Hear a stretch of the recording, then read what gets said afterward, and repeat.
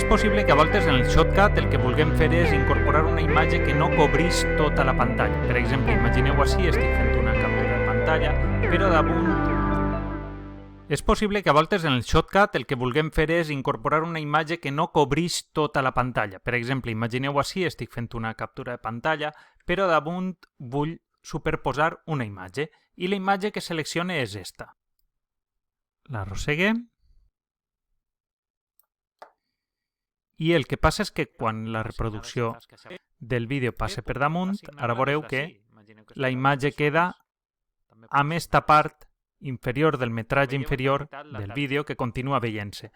I no m'interessa. A mi el que m'interessa és que es veja tot negre i es perda el vídeo. Com ho puc fer? Puc fer-ho de dues maneres.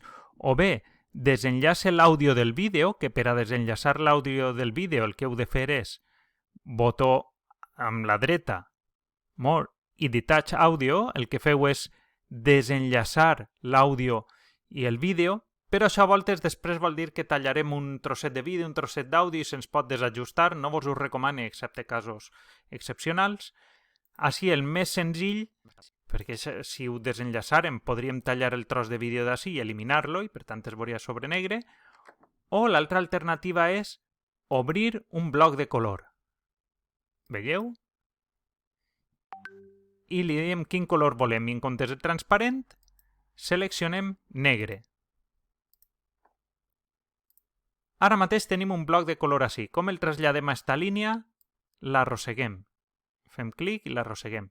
I el posem en la part inferior de la imatge. I ara veurem que el fons és negre perquè per davall d'esta imatge tenim este bloc de negre, de pantalla negra, que se superposa sobre el vídeo que tenim així.